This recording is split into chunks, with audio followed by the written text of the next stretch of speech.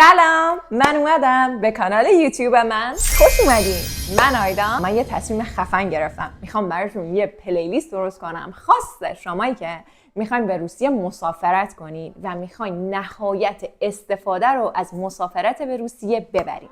توی این پلیلیست هر چیزی که لازم داشته باشین برای مسافرت و اطلاعات اینجا میذارم تا بتونید اون پولی که قرار خرج کنید و حلال کنید و کلی خاطرهای قشنگ توی روسیه بسازین. پس همراه هم باشین، ویدیوها رو از دست ندین، مطمئنم قراره کلی به دردتون بخوره. اگه جدید دارین به جمعمون اضافه میشین یادتون نره که لایک و سابسکرایب از واجبات این کاناله. بچه‌های قدیمی هم که روی چشم ما جا دارن و عزیز دلن و خودشون هم میدونن که باید بله بریم که براتون بگم. اول از همه میخوام بهتون بگم که آقا روسیه برخلاف خیلی از افراد که فکر میکنن همیشه سرد و یخبندونه، اینطوری نیست. بهار و تابستونش روسیه تبدیل میشه به یه بهشت که حتما باید بیاین و این قشنگیاشو ببینید. خلاصه فرصت تابستون رو از دست ندید الان که دیگه تابستون شده و حتما یه مسافرت به روسیه بیاین. باور کنین از عمرتون حساب نمیشه. سرد و یخبندون و اینا هم نیستش، خیالتون راحت و قراره کلی بهتون خوش بگذره. منم سعی میکنم که تو این مسیر مسافرتتون بهتون کمک بکنم که یه خاطره خوب و شیرین از سفر به روسیه داشته باشین. در ضمن علاوه بر این که خیلیا میان 2 هفته توی روسیه میمونن، باید بدونید که شما میتونید حتی طولانی مدت هم توی روسیه زندگی کنید. از 1 ماه تا 3 ماه به راحتی میتونید توی روسیه زندگی کنید و کلی قشنگی روسیه رو ببینید و لذت ببرید. خب من الان قراره بهتون بگم که توی این مسافرت 2 هفته یا بیشتر چه چیزایی رو لازم دارید که حتما به خودتون بیارین و بعد به چه نکاتی حتما توجه کنید. اولین موردی که میدونم خیلی براتون مهمه لباسه. بچه‌ها در مورد لباس اینو بهتون بگم که اولا آب و هوای روسیه خیلی قابل پیش بینی نیستش. یعنی حتی ممکنه وسط تابستون شور بارون بیاد. بنابراین یکی از چیزایی که همیشه باید حواستون باشه اینه که از طریق اپلیکیشن‌های هواشناسی مختلف هوا رو چک کنید اون روزی که حالا به هر حال مسافرت دارید و آماده باشید برای مثلا این شرایط آب و هوایی و اینا. اوکی؟ پس یادتون باشه که هواشناسی رو چک کنید. مثلا همین چند روز پیش وسط تابستون این آب و هوا توی شهر سن پترزبورگ وجود داشت. ببینید یکی از سوالایی که خیلی ازم پرسیدین این بودش که آقا لباس گرم بیاریم لازمه یا لباسای خنک داشته باشیم چون به هر حال داریم تابستون میایم. بچه‌ها ببینید اینجا آب و هوا گرمه. من چند روز پیش که داشتم مقایسه می‌کردم دمای هوا رو با تهران دیدم تقریبا شبیه آب و هوای تهرانه، ولی به نظرم کار از محکم کار عیب نمی‌کنه. بیشتر لباساتون لباسای خنک باشه. حالا یه دونه سوشرت یا مثلا هودی هم برای خودتون بیارین برای زمانی که میخواین، چون اینجا کلا شباش زنده است و شبای سفید دارید میاین و مردم بیرونن شبا. ممکنه یه کوچولو هوا سرد بشه، برای اون تایم حالا یه هودی یا سوشرت بیارین اوکیه، ولی بیشتر لباساتون لباسای خنک و حالا برای ساحل آفتاب و اینجور چیزا باشه. و چون که خیلی جاهای دیدنی و قشنگ داره به نظر من یه عالمه لباس بیارید، چون تو هر لوکیشن دوست دارید که لباساتون عوض کنید و کلی چیزای عکسای قشنگ و اینا بگیرید. اوکی؟ خب الان که در مورد لباسای قشنگ بهتون گفتم جا داره این نکته هم حتما بهتون بگم، مخصوصا اگه پیج پابلیک دارید که یه عالمه از این ریلزای حالا چالشی سفر و اینا حتما سیو بکنید، مد نظرتون باشه. کلی لوکیشن دارید که از این ولاگای جالب و حالا ریلزای خفن مسافرتی درست کنید، اینا رو سیو بکنید، یادتون باشه که تو موقعیت مختلف ازش استفاده بکنید. خب بچه‌ها تابستونه دیگه و یکی از چیزایی که حتما بهتون توصیه میکنم که با خودتون بیارید کلاه آفتابی و عینک آفتابیه، چون اغلب مواقع هوا آفتابی ممکنه مثلا چشتون اذیت بشه. کرم ضد آفتاب هم حتما با خودتون بیارید و خب استفاده بکنید اینجا که پوستتون خراب نشه. از اونجایی که روسیه کلی جاهای قشنگ داره که برید بگردید و خیلی جاها رو دارید پیاده میرید، به نظر من به خاطر گرمای هوا یه حالت صندل مانند و یک کفش کتونی یا کفش راحتی با خودتون حتما بیارید، چون که خب پیاده روی به نسبت زیاد دارید و خب بهتره که تو این مسیر مثلا خسته نشید. با این کفش پاشنه بلند و اینا نمیشه خیلی راحت پیاده روی کرد و جای مختلف رو دید. پس اگه کفش پاشنه بلندم دارید میارید، یه کفش راحتی بیارید که اگه خسته شدید از اون بتونید استفاده کنید. راستی این محتوایی که میخوام بذارم براتون توی پلیلیست به عنوان سفر در روسیه یا مسافرت در روسیه، قراره که کلی جاهای خفن مسکو و سن پترزبورگ هم براتون توضیح بدم که کجا برید و غیره. پس همین الان برید تو کانالم و پلیلیست رو چک کنید و منتظر محتواهای بعدی هم باشید. مورد بعدی غذا. بچه ببینید در مورد غذا خیلی وابسته است به تورتون، اون توری که انتخاب میکنید. این شکلیه که خب یه سری از تورا غذا رو دارن، حالا صبحانه نهار شام رو دارن، یه سری از تورا نه، مثلا فقط صبحانه رو دارن، نهار و شام رو ندارن و خب باید یه فکری به حال غذاتون بکنید. یکی از چیزایی که بهتون توصیه میکنم که حتما انجامش بدید اینه که خب یه ذره ممکنه تایم برنامه هاتون بالا پایین بشه، یه مقداری حالا شاید وقت نداشته باشین خیلی بخواید برید بیرون رستوران و اینا.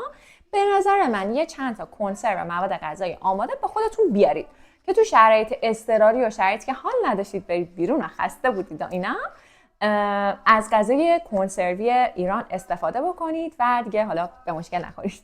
البته اینکه هیچ غذایی به غذای ایران نمیرسم توی این قضیه بی تاثیر نیست. خب از اونجایی که کنسرو میارید همراهش بعد یه قابلمه کوچیک و حالا یکی دو تا قاشق چنگال هم بیارید دیگه، حالا تو مواقع اضطراری به دردتون میخوره. اما در مورد قیمت مواد غذایی و حالا رستوران رفتن و اینا، ببینید اگه که شما بخواید مثلا یه حالا فست فودی مثل برگر کینگ و مکدونالد و البته مکدونالد اسمش رو عوض کرده و شده فکوسنایا ایتوچکا، اگه که بخواید برید اینجاها و فست فود بگیرید، غذای فست فودی بگیرید، به نسبت به صرفه است و برای هر نفر حدود 200 تا 300 هزار تومان آب میخوره هر پرس غذا. اما اگه بخواید برید رستوران، مثلا رستورانای حالا ترکی یا رستورانای روسی یا هر چیز دیگه، قیمت هر غذا به نظر من یه چیز حدود مثلا 500 تا 600 هزار تومان براتون در میاد برای هر نفر. البته میتونید غذای روسا رو امتحان کنید، ولی خب تجربه من نشون داده که غذای روسا خیلی به مذاق ما ایرانی‌ها خوش نمیاد. بهترین رستورانایی که میتونید اینجا پیدا کنید که به سلیقه ما بخوره، رستوران ایرانی و رستورانای ترکی هستند.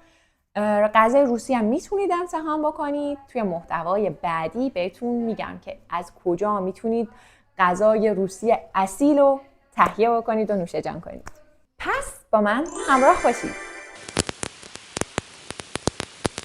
بچه‌ها یه سری از داروها آوردنش کلاً ممنوعه. نیاریدا میگیرنتون. لیست داروهای ممنوعه رو توی کپشن براتون مینویسم. حتما سیو بکنید پستو که داشته باشید و توجه بکنید که این داروها رو به هیچ عنوان با خودتون نیارید وگرنه.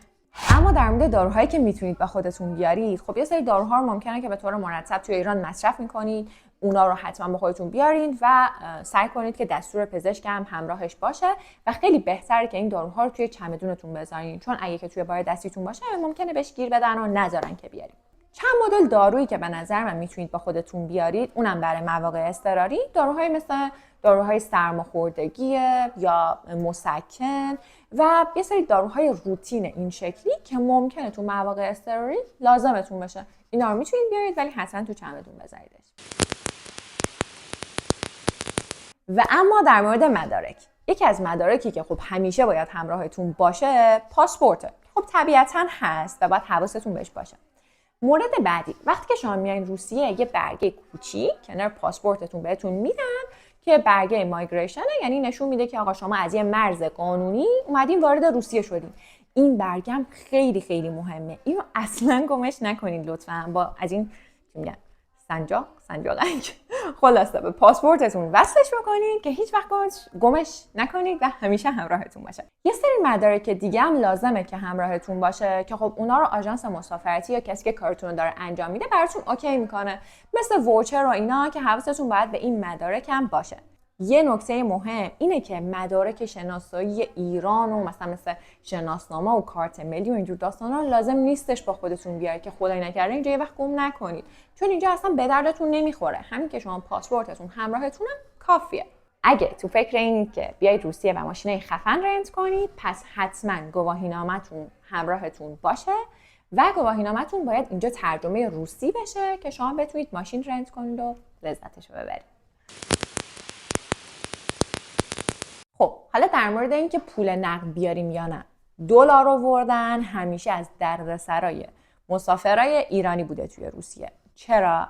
به خاطر اینکه روسیه یه سری سیاستایی داره مبنی بر اینکه ارزش روبل واحد پول خودشونو نسبت به دلار حفظ بکنن و همین باعث شده که دلاری که شما میخواید بیارید اینجا و تبدیلش بکنید و با نرخ خیلی پایین براتون چنجش میکنن و خیلی هم حساسن روی اینکه حالا اسکناس دلاری که شما میارید مهر نداشته باشه، تا نشده باشه، خط خورده نباشه و اصلا ممکنه که شما یه دلار اینجا بیارید و فکر کنید که خب خیلی راحت مثل ایران قبول میکنن دلار رو چنج میکنن، ولی خب این گیرا رو بهش بدن و چنجش هم نکنن و عملا شما اینجا بدون پول نقد باشین. پس بهترین کاری که میتونید انجام بدید اینه که شما روبل تهیه بکنید. حالا روبل هم میتونید تا زمانی که ایران هستی تهیه بکنید، ما میتونیم این روبل رو براتون تهیه بکنیم و تحویل بهتون بدیم تهران، یا زمانی که اومدین روسیه، مسکو یا سن پترزبورگ، هر هتلی جایی که هستید آدرس میدید و ما روبل رو براتون میاریم و این قیمت روبل خیلی مناسب‌تر از قیمت صرافی‌هایی هستش که توی ایران کار میکنن و میخوان و دلار رو در واقع میفروشن. چون روبل از روسیه تهیه میشه از نظر هزینه براتون خیلی اقتصادی تر در میاد و دیگه خیالتون راحته. شما اینجا روبل دارید، دیگه روبل دردسرای دلار که بیان کم چنجش بکنند و این داستانا رو نداره. تومنتون رو به روبل تهیه میکنید و دیگه دستتون پره. وقتی که دارید میایید روسیه با خیال راحت میتونید خرید کنید. البته زمانی که شما میخواید مسافرت کنین روسیه یه ارز مسافرتی بهتون میدن که اقتصادیه، ولی خب اون دردسرای دلار که گفتم توی روسیه رو ممکنه براتون داشته باشه.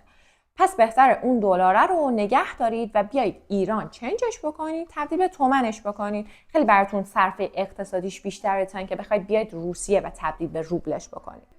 برای تهیه روبل برای مسافرتتون میتونید به کانال تلگراممون پیام بدید و با ما ارتباط داشته باشید. لینکش رو توی کپشن براتون میفرستم و دیگه کارتون رو با خیال راحت انجام بدید. مرسی که تا آخر ویدیو همراه هم بودین. امیدوارم اطلاعاتی که بهتون دادم کلی براتون مفید باشه و کلی لذت ببرین از سفرتون توی روسیه و سفر خیلی خوبی داشته باشین. با کامنتاتون به من انرژی میدین، پس لطفاً کامنتاتون رو دریغ نکنید، برام کامنت‌های قشنگ بذارید.